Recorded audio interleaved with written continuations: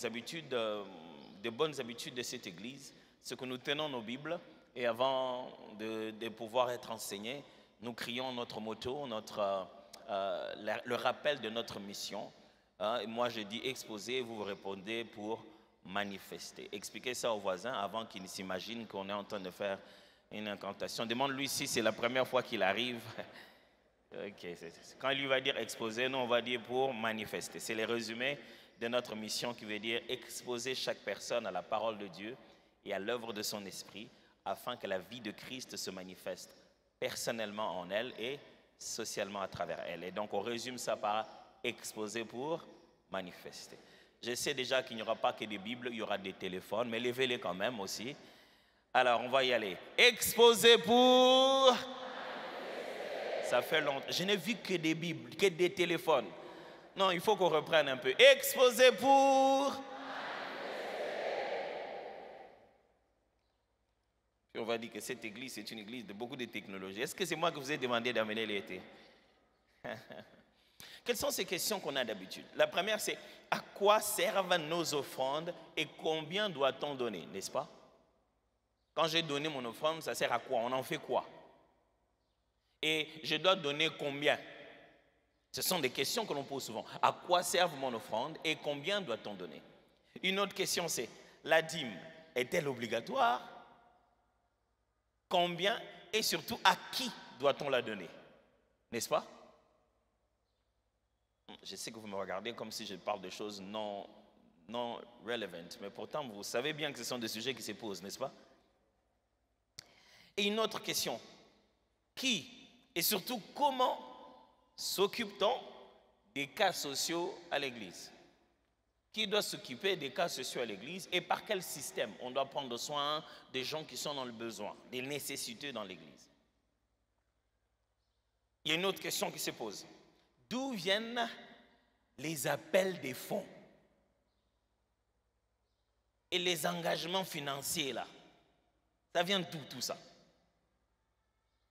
Une autre question se pose. Existe-t-il des conséquences si on ne donne pas sa dîme? Parce que je n'ai pas donné ma dîme. Est-ce qu'il y a des conséquences derrière ça? Et une dernière pour aujourd'hui. Un chrétien demeure-t-il dans la malédiction parce qu'il a manqué de payer sa dîme?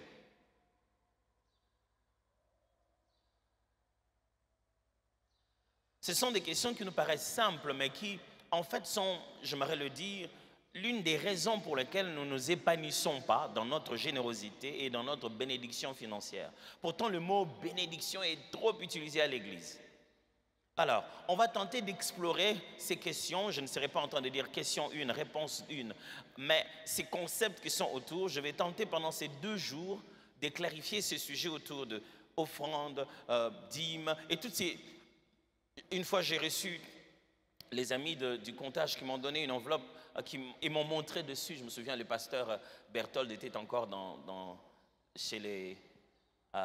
au comptage. Comme quoi, au comptage, quelqu'un peut avoir un appel pastoral. Hein. Le pasteur Berthold était au comptage là-bas. Et je me souviens qu'ils m'ont donné une enveloppe sur laquelle quelqu'un a donné une offrande qu'il a appelée offrande de culpabilité. Tout de suite, tu t'es dit, à saler les sous-sous. Mes amis, vous n'êtes pas censé donner une offrande de culpabilité. Vous n'êtes pas censé mettre votre argent dans une enveloppe et donner une offrande, appelée une offrande de culpabilité. Et même plus, une fois, quelqu'un a reçu son argent, il a pris un crédit à la banque, et ce crédit il avait pour but justement de faire fonctionner son projet. Et il veut rendre grâce à Dieu d'avoir permis que la banque lui donne le crédit. Et il a pris la dîme sur le crédit. Pourquoi vous faites ça? Pourquoi vous prélevez la dîme sur le crédit? Quelqu'un d'autre a même fait pire. Il attendait qu'on lui envoie les Minerval à partir de l'Europe. Et son frère, après de longs moments, ne l'envoyait pas. Finalement, il l'a envoyé. Et il a pris un peu d'argent. Il a donné comme action de grâce. Vraiment. Il y a bien des mauvaises façons de pratiquer surtout les dons et les générosités ecclésiastiques, parce qu'il y a tellement de confusion là-dedans. Ce qui veut dire, ce qui devait se faire ne se fait pas. Ce qui ne devait pas se faire, c'est fait beaucoup. Et la finalité, c'est que les gens font la mauvaise chose et au bout d'un moment, ils ne voient pas les résultats escomptés. On va lire plusieurs textes aujourd'hui. Commençons par Actes des Apôtres, chapitre 4, versets 32 à 34. Actes des Apôtres, chapitre 4, versets 32 à 34. La multitude de ceux qui avaient cru n'était qu'un cœur, qu'une âme. Nul ne disait que ses biens lui appartinssent en propre, mais tous étaient communs entre eux. Les apôtres rendaient avec beaucoup de force témoignage de la résurrection du Seigneur Jésus, et une grande grâce reposait sur eux tous, car il n'y avait parmi eux aucun indigent. Tous ceux qui possédaient des champs ou des maisons les vendaient, apportaient le prix de ce qu'ils avaient vendu et les déposaient aux pieds des apôtres. Et l'on faisait des contributions à chacun selon qu'il en avait besoin. Joseph, surnommé par les apôtres Barnabas, ce qui signifie fils d'exhortation, lévite, originaire de Chypre, vendit un champ qu'il possédait, apporta l'argent et le déposa aux pieds des apôtres. On va continuer, chapitre 5, versets 1 à 11. Mais un homme nommé Ananias, avec Saphira, sa femme, vendit une propriété et retint une partie du prix. Sa femme les sachant, puis il apporta les restes et les déposa aux pieds de ses apôtres, aux pieds des apôtres.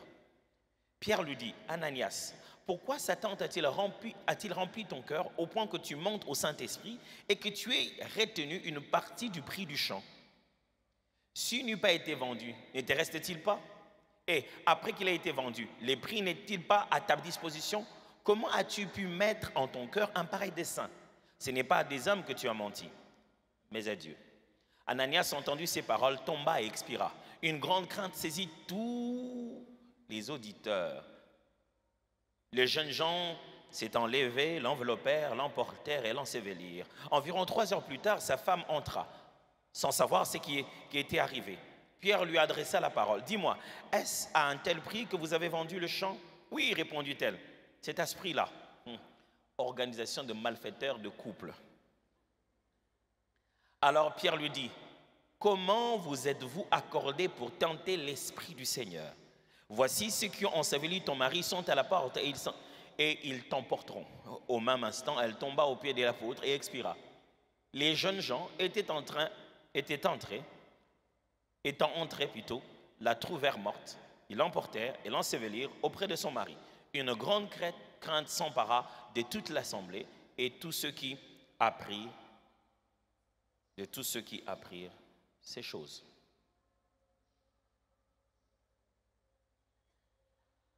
Incroyable, hein? Le prochain texte est plutôt 2 Corinthiens, chapitre 9, versets 1 à 9. Pas Actes, c'est plutôt 2 Corinthiens, chapitre 9, versets 1 à 9.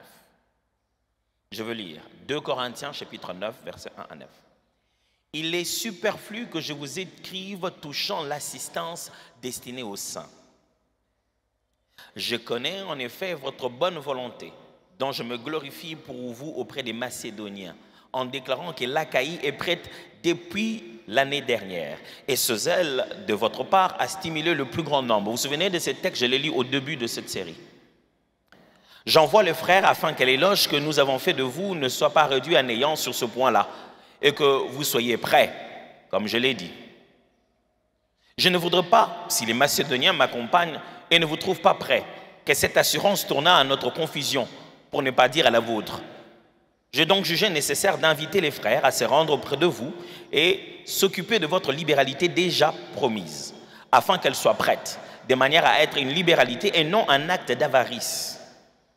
Sachez-le, celui qui sème peu moissonne peu, et celui qui sème abondamment moissonnera abondamment. Que chacun donne comme il a résolu en son cœur, sans tristesse ni contrainte, car Dieu aime celui qui donne avec joie.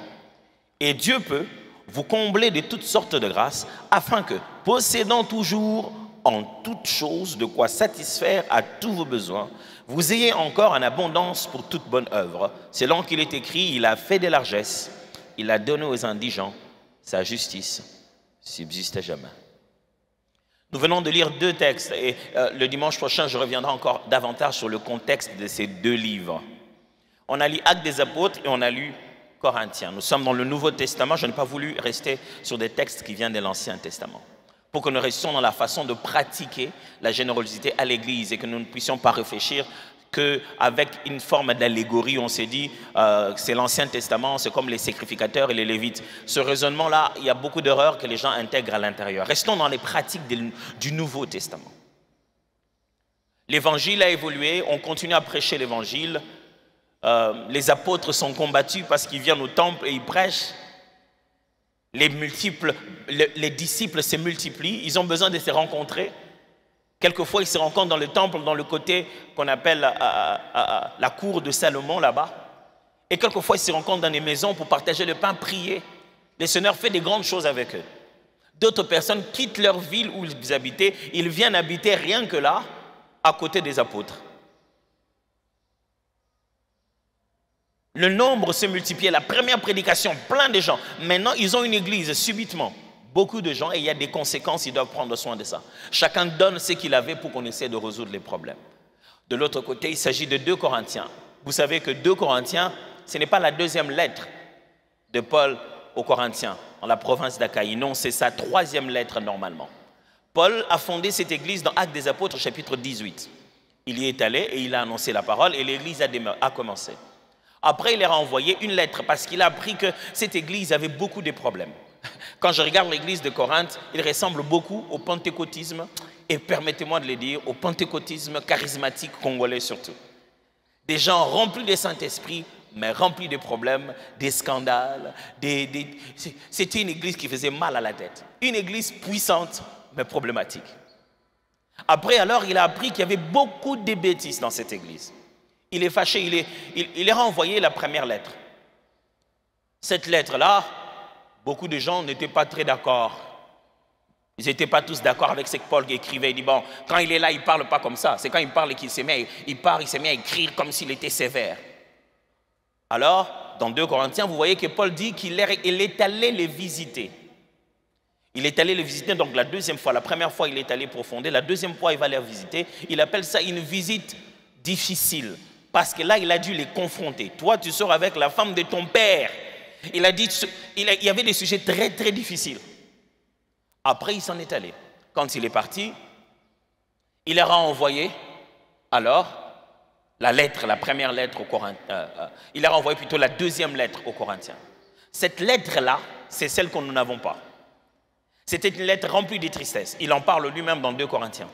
Il leur a parlé, il a ouvert son cœur. Il leur a parlé de tout ce qu'il y avait comme difficulté, de comment les Corinthiens n'étaient pas ce qu'il attendait d'eux. Et c'était une lettre triste. Et quand vous lisez 2 Corinthiens, il dit, je me réjouis que vous avez été triste. Non pas triste selon le monde, mais une tristesse qui amène à la repentance. Si ma lettre vous a attristé et qu'après la tristesse vous vous convertissez, ça c'est bien. Maintenant alors, il a écrit la 3e lettre parce qu'il se prépare à aller aussi. Il veut aller là-bas pour la 3e fois. Première fois, il fonde l'église. 2e fois, il va fixer les problèmes. 3e fois, il voudrait y aller. Première fois, il envoie 1 Corinthien. 2e fois, il envoie une lettre qu'il appelle une lettre difficile. Mais c'est le 2 Corinthiens que nous voyons, la 3e lettre que nous avons, que nous appelons 2 Corinthiens. Il parle de plusieurs autres choses. Entre autres, il les rappelle la façon d'exercer la générosité. Parce que la plupart des gens qui habitaient Corinthe, c'était de... Est-ce que le mot parvenu va sonner bien? Mais on appelle ça le self-made man. Les gens qui se sont battus eux-mêmes, qui sont devenus ce qu'ils sont par leurs propres efforts. Les battants. Ils sont devenus riches pas parce qu'ils étaient fils des riches. Ils ont travaillé dur. Certains ont dû payer leur droit d'être libres. Ils étaient esclaves. Ils ont bossé dur et ils sont devenus libres. Ils ont de l'argent dans leur poche parce que c'était le travail de leur vie. Donc ils aimaient la noblesse parce qu'ils ont attendu tellement un jour d'être riches eux aussi. Ce qui fait que dans leur milieu, ils avaient beaucoup de façons de réfléchir que Paul n'aimait pas beaucoup. Il y avait une vie d'impudicité incroyable. Je vais bien en parler encore le dimanche prochain. Mais Paul ici, dans le chapitre 8, 9, et même il va jusqu'à 10 à 11, il les rappelle tant la générosité pour donner aux frères et sœurs qui étaient en Israël, parce qu'à ce moment-là, à Jérusalem, il y avait une grosse famine.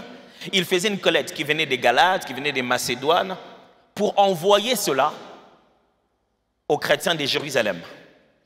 Parce qu'il passait, la famine n'était pas de 2 jours, c'était toute une période de famine.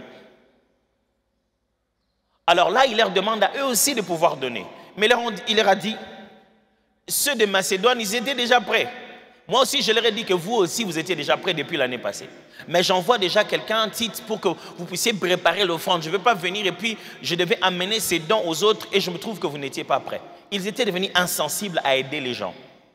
Et Paul non seulement parle du fait qu'il devait collecter les offrandes, au chapitre 10, chapitre 11 de 2 Corinthiens, il en profite aussi pour leur parler sur la façon dont il traitait les hommes de Dieu. Ceux qui s'est donné à être des hommes de Dieu, des faux, il les traitait mieux. Et lui qui venait avec la vérité, il les traitait mal.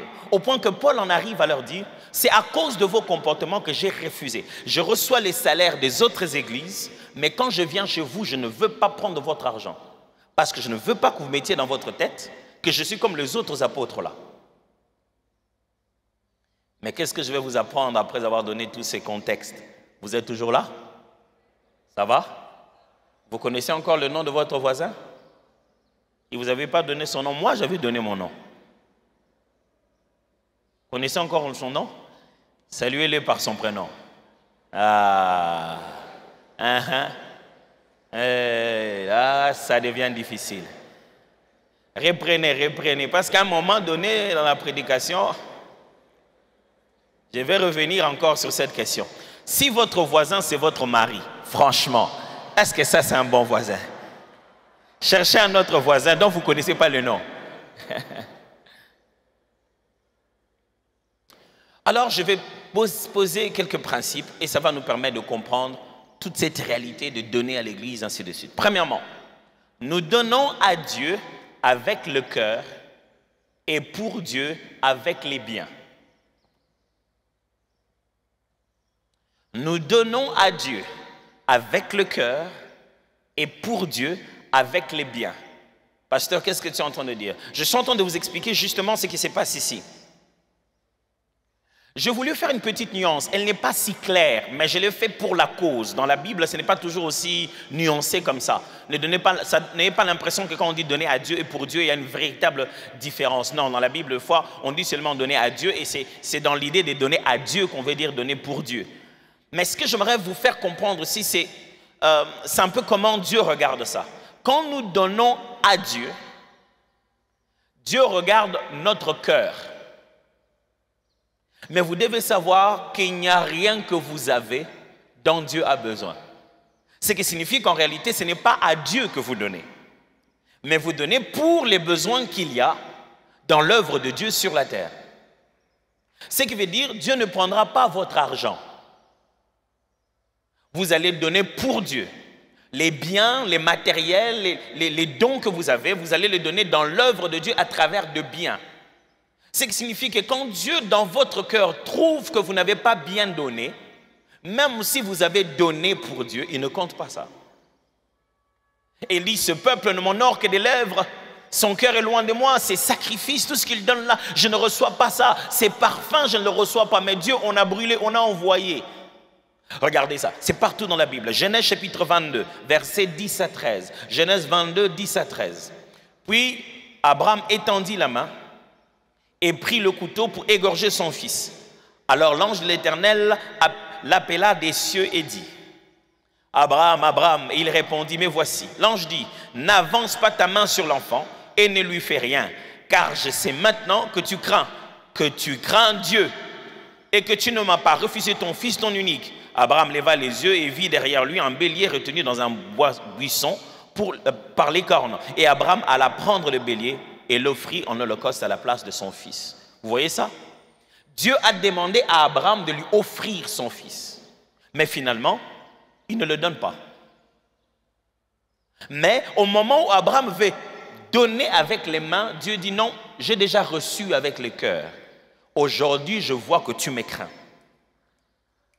Vous suivez très bien ce que j'explique ici. J'ai même des fois entendu les gens utiliser ces textes pour demander aux gens de donner leur offrande. Il dit, donne à Dieu ton offrande comme Isaac. Mon ami, Isaac n'a jamais été donné. Vous voyez, il n'est jamais parti finalement. Donne ton Isaac. L'Isaac, c'est celui qu'on amène jusqu'en dernière minute. On se rend compte que ce n'est pas lui le véritable offrande, c'est plutôt l'agneau de Dieu qui refuse le péché du monde. L'Isaac n'est qu'une préfiguration. Alors, vous voyez ici, donner à Dieu, ça a eu lieu déjà. Et du coup, il s'est dit, c'est bon, l'exercice est terminé. J'ai vu les cœurs à donner. Genèse chapitre 4, versets 3 à 4. Vous voyez ça encore plus loin. Genèse chapitre 4, versets 3 à 5. Au bout de quelque temps, Caïn fit à l'Éternel une offrande de fruits de la terre. Il fit quoi? Sois avec moi, il fit quoi? Une offrande de fruits de la terre. Et Abel de son côté en fit une des premiers-nés de son troupeau et de leur graisse. Je peux m'arrêter là. Le lingala me dérange de fois dans la façon de traduire les mots offrande. Parce que quand on dit offrande, on parle de tozo kabelanzambe. J'aime le vieux lingala qui dit tozo bonzelanzambe. Ça, c'est meilleur. Parce que tu n'as rien à kabelanzambe. Tu n'en as pas. On n'en a pas. Quand on fait une offrande, mes amis, to kabelakanzambe te. Est-ce qu'on offre au propriétaire? Si tu penses lui donner, c'est-à-dire que tu penses posséder. Or, en réalité, tu n'as rien. Qu'est-ce que tu as, toi, que tu n'es reçu de Dieu? Alors, écoutez la suite. L'Éternel porta un regard favorable sur Abel et sur son offrande. Mais il ne porta pas un regard favorable sur Caïn et sur son offrande. Caïn fut très irrité et son visage fut abattu. Les deux frères offrent. Vous savez que quand on était petit, on nous disait que l'offrande de Caïn n'a pas été acceptée parce qu'il avait pris les petites choses mauvaises. Abel avait pris les bonnes choses et Caïn, il est allé prendre les choses mauvaises. Vous avez vu ça dans les textes? Non, la Bible dit ceci. Caïn fit à l'Éternel une offrande des fruits de la terre. Et Abel, de son côté, fit une des premiers-nés de son troupeau et de la graisse.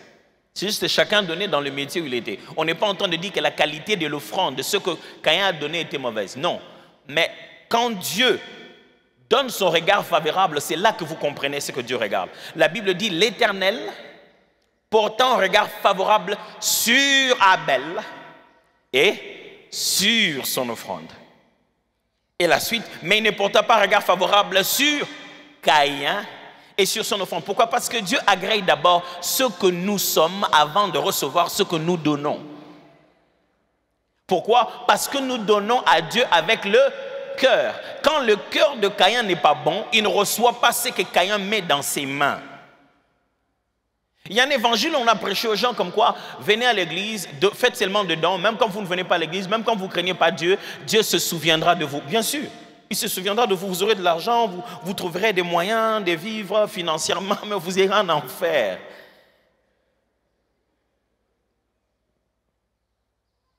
Il n'y a pas de compensation dans ça. Vous voyez ici, nous donnons à Dieu avec le cœur et pour Dieu avec les mains. Deuxième chose que j'aimerais nous dire, ce que nous donnons à Dieu va dans les besoins des hommes. Il faut qu'on s'entende clairement sur ça.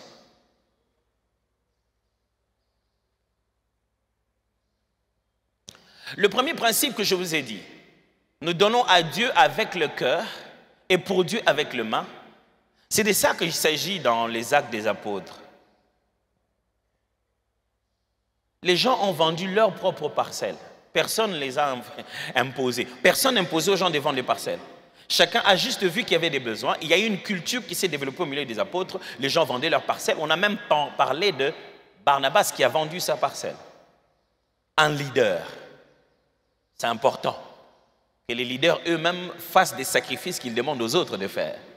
Et la Bible commence clairement en disant que c'est Barnabas d'abord qui a commencé à vendre sa maison. Et puis après, il y a Ananias et Saphira, sa femme, qui font la même chose. C'est-à-dire, on donne nous tous, moi aussi je vais donner. Mais ils sont allés. Il est question de donner et de prendre tout ce qu'on a donné et de venir donner à l'église. Maintenant, qu'est-ce qu'ils ont fait? Ils ont donné et ils ont menti le prix. Ils ont dit, C'est à vous. Pourquoi vous mentez le prix? Dites-nous, on a vendu et on a pris une partie, on a gardé, et l'autre, on vous donne. Non. Et ils veulent faire croire aux gens qu'ils ont tout vendu et ils ont tout donné à l'église. Mais quand ils arrivent, c'était le moment où Dieu était en train de donner des signes forts à l'église naissante pour que la crainte de Dieu monte. À peine qu'ils arrivent, Pierre a vu. Elle dit, papa, ça c'est vraiment tout ce que vous avez. Oui, et la Bible dit, il s'était déjà entendu, lui et sa femme. Est-il possible que dans votre couple, vous faites des arrangements pour mentir à Dieu dans votre cœur? Ils ont fait des arrangements, ils se sont dit, non, voilà, non. Quand tu vas là-bas, dealer seulement c'était 2000, hein, 2000, on s'est entendu 2000. Ils se sont bien entendus. Comme les couples, quand ils s'entendent quoi dire au pasteur, parce qu'ils sont déjà tombés avant leur mariage. Ah, quand on vient là-bas, on a dit 2000, hein, 2000. Ananias arrive. Pierre lui dit, vous avez vraiment vendu à 2000? Il dit, oui, hé, papa, là, 2000, c'était 2000. Je vous ai tout donné, non? Je vous ai tout donné. Il a dit, mais pourquoi tu essaies de mentir au Saint-Esprit? Cet homme est mort parce qu'il voulait donner. C'est-à-dire que, pourquoi? Parce que Dieu veut d'abord agréer le cœur et on ne blague pas avec le cœur. Et quand Dieu a vu que dans les cœurs, c'était faux, ce n'est pas le montant. Le problème, c'est que dans son cœur, il n'y avait pas de la libéralité. Au fond de lui, il s'est dit, mais si tu ne veux pas donner, ne donne pas. N'essaie pas de donner en cachant une stratégie. Tu te dis, moi je donne, le jour où ça ne marche pas, je vais dire aux gens, ah, vous voyez, vous aviez tout donné. Dieu a vu que leur cœur n'était pas pur. Et quand la femme arrive, même chose, elle est restée fidèle à son parti politique des menteurs. Et ils se sont dit, bon voilà, nous, c'était 2000, c'était 2000. Elle dit, maman, tu vois les jeunes là, tu vois là. C'est ton mari qui sont en train d'enterrer, toi aussi tu vas mourir. Pouf, elle meurt, sur place. Si ces choses-là se faisaient encore,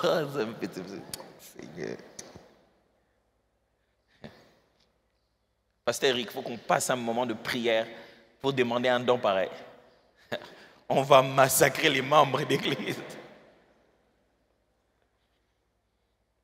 Mais Dieu a vu que les cœurs n'étaient pas bien. Et lorsqu'il a essayé de prendre le cœur qui est donné, il dit, hé, pas ça. Maintenant, je suis en train de vous expliquer le deuxième principe qui dit ceci. Ce que nous donnons à Dieu va dans les besoins des hommes. Mes frères et sœurs, nous devons être clairs. Quand nous venons donner à l'église, on ne va pas donner ça à Dieu la nuit, en montant au ciel, en lui envoyant par ascenseur, ou on ne dépose pas en l'air dans les avions. Parce que ça doit vous choquer de vous dire, comment quelqu'un qui est créateur de l'univers, il manque quelque chose? N'est-ce pas? Dit Dieu qui a tout, comment il va manquer quelque chose? Comment moi je vais aller lui offrir? Mes amis, vous n'offrez pas à Dieu ce que vous avez. Vous ramenez au donateur l'offrande, l'expression de votre gratitude. Et quand vous amenez ça, ça ne va pas chez les anges. Vous voyez les paniers qu'on a là-bas? On ne va pas les récupérer et on les met dans un temps de prière et on le brûle pour que ça monte comme un parfum de bonne odeur. Non. Ce que nous donnons va dans les besoins des hommes. Et ça, c'est ce qui a fait mal au cœur d'Ananias et Saphir. Et puis,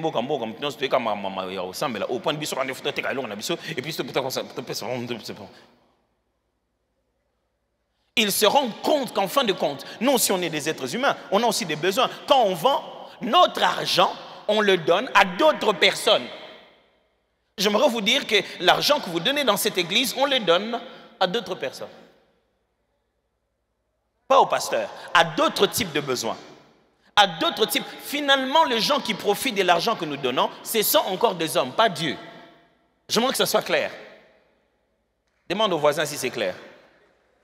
Ça doit être clair, mes amis. Qu'est-ce que Dieu prend? Il prend le cœur de l'obéissance avec lequel tu es venu donner ça. Et c'est ce cœur-là qu'il bénit. Mais ce que vous donnez financièrement va dans des besoins humains. Ce que nous donnons à Dieu va